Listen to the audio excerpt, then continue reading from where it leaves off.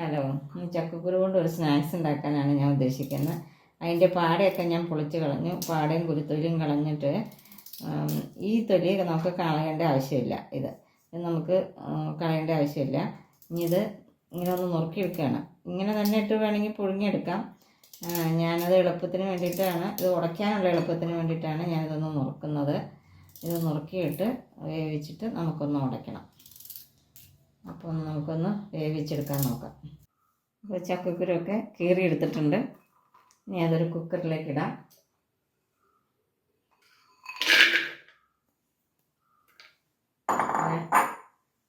അല്പം ഉപ്പ്, ശകലം മഞ്ഞൾപ്പൊടി, അല്പം വെള്ളം ഒഴിച്ച് വേവിച്ചെടുക്കാം. അത്രയും വെള്ളം മതിയാവും. ഈ വെള്ളത്തിൽ നമുക്കൊന്ന് വേവിച്ചെടുക്കാം. ചക്കക്കുരു അടപ്പത്ത് വെച്ച് വേകുമ്പോഴേക്കും അത് ചേർക്കാനായിട്ട് ഞാനൊരു സവാള അരിഞ്ഞെടുത്തിട്ടുണ്ട്.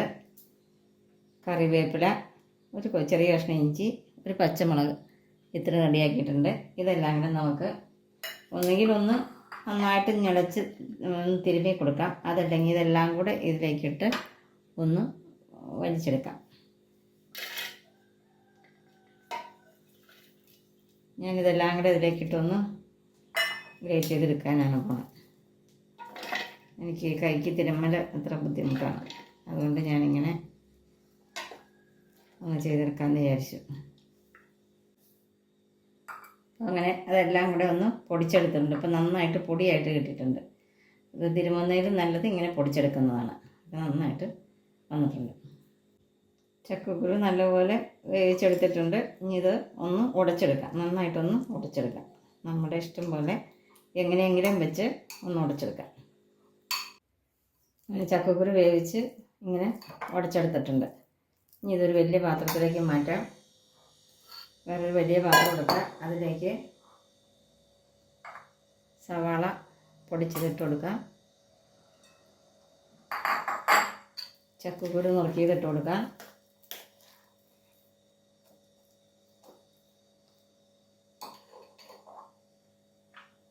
കുറച്ച് മൈദ എടുത്തിട്ടുണ്ട്.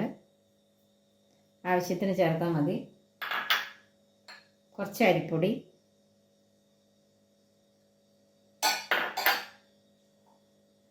അല്പം മുളക് പൊടി. പച്ചമുളക് ചേർത്തേക്കാണ്, അപ്പം അതുകൊണ്ട് കുറച്ച് മുളക് പൊടി മതി. ഇനി പാകത്തിന് ഉപ്പ്, ഒരല്പം ഉപ്പും കൂടെ കൊടുക്കാം. ചക്കക്കുരു ഉപ്പിട്ട് വെച്ചതായതുകൊണ്ട് കുറച്ച് ഉപ്പും കൂടെ കൊടുക്കാം. ഇനി ഈ പാത്രമൊക്കെ കൂടെ കഴുകി ഒരല്പം വെള്ളം ഒഴിച്ച് കുഴച്ചെടുക്കാം.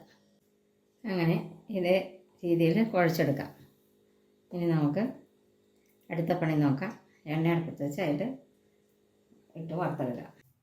അങ്ങനെ ഇനി നമ്മുടെ കുഴച്ചെടുത്ത മാവ് ചൂടാൻ പോകണം. എണ്ണ അടുപ്പത്ത് വെച്ച് തിളച്ചിട്ടുണ്ട്. നമ്മുടെ കയ്യിൽ അല്പം എണ്ണ തടവിയിട്ട് നമുക്കിതിങ്ങനെ ഇട്ട് കൊടുക്കാം.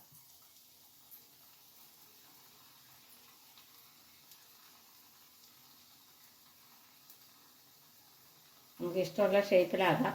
ഞാനിപ്പോൾ ഈ വടയുടെ ഷേപ്പിലാണ് ആക്കുന്നത്.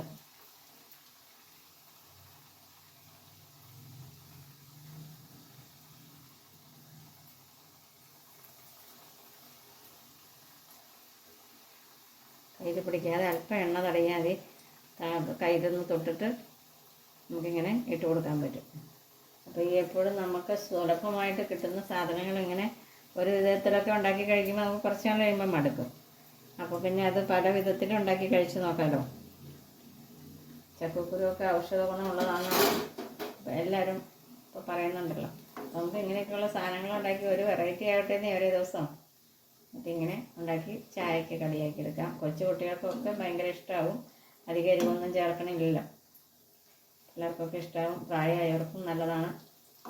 എല്ലാവരും ഇങ്ങനെയൊക്കെ ഒന്ന് ഉണ്ടാക്കി കഴിക്കാൻ നോക്കുക. നന്നായിട്ട് ഉണങ്ങി വന്നിട്ടുണ്ട്. നമുക്കൊക്കെ ഒരു മാറ്റം.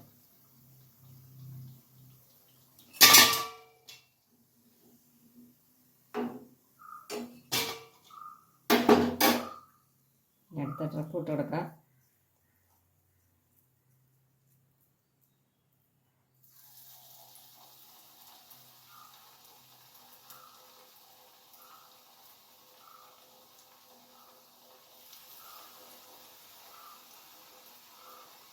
വൈകുന്നേരത്തെ ചായക്ക് അടിപൊളി സ്നാക്സാണത്. അങ്ങനെ നമ്മുടെ ചക്കക്കുരു വട റെഡി ആയിട്ടുണ്ട്. പരിപ്പുവടയുടെ അതേ ടേസ്റ്റാണ്. പരിപ്പുവടയെല്ലാം അല്ലാന്ന് ആരും പറയില്ല. അടിപൊളിയാണ്. എല്ലാവരും ഒന്ന് ഉണ്ടാക്കി നോക്കുക. അപ്പോൾ ശരി, അടുത്ത വീഡിയോ കാണാം.